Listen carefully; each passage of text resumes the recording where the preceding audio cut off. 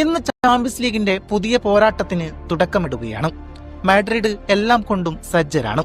പുതിയ സീസണാണ്, പുതിയ ഗെയിം സ്റ്റൈലാണ്.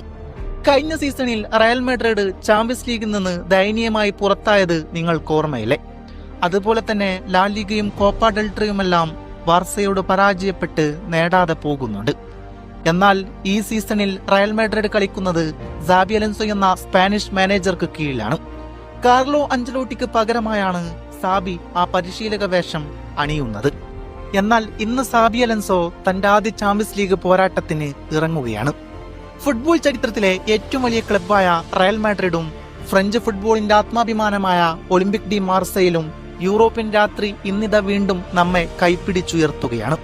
ഒരു വശത്ത് 14 തവണ യൂറോപ്യൻ കിരീടം നേടിയ റയൽ മാഡ്രിഡ്, മറുവശത്ത് 1993 ആദ്യമായി ചാമ്പ്യൻസ് ലീഗ് നേടിയ ഫ്രാൻസിന്റെ അഭിമാനമായ മാർസയിൽ. സ്പാനിഷ് രാജാക്കന്മാർ വേഴ്സസ് ഫ്രഞ്ച് വിപ്ലവക്കാർ. റയൽ മാഡ്രിഡിന്റെ സ്ക്വാഡ് നോക്കുകയാണെങ്കിൽ എംബാപ്പയും റോഡ്രിഗോയും കൂടെ മസ്റ്റൻഡുവാനോ എന്ന അർജന്റീന താരവും മുന്നേറ്റത്തിലുണ്ട്. മസ്റ്റൻഡുവാനോക്ക് ഇത് ചാമ്പ്യൻസ് ലീഗിൽ റയൽ മാഡ്രിഡ് എന്ന വിശ്വവിഖ്യാതമായ ക്ലബിന്റെ അരങ്ങേറ്റ മത്സരമാണ്.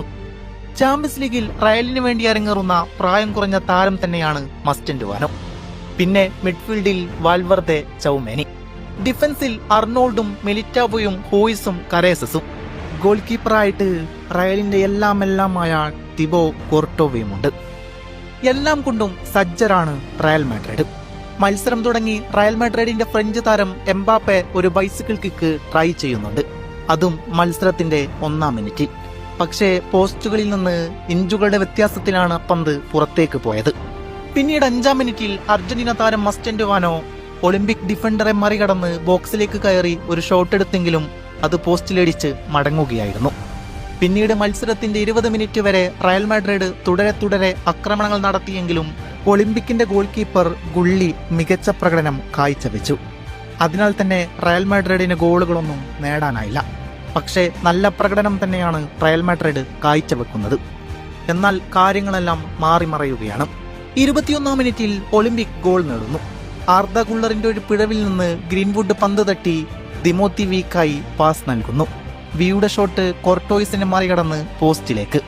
അതെ, സാന്റിയാഗോ ബെർണാബുവിന്റെ സ്വന്തം മൈതാനത്ത് ഒളിമ്പിക് ലീഡെടുക്കുകയാണ്. എന്നാൽ മത്സരത്തിന്റെ 26-ാം മിനിറ്റിൽ റോഡ്രിഗോയെ ബോക്സിൽ വീഴ്ത്തിയതിന് റയൽ മാഡ്രിഡിന് അനുകൂലമായ പെനാൽറ്റി വിധിക്കുന്നു.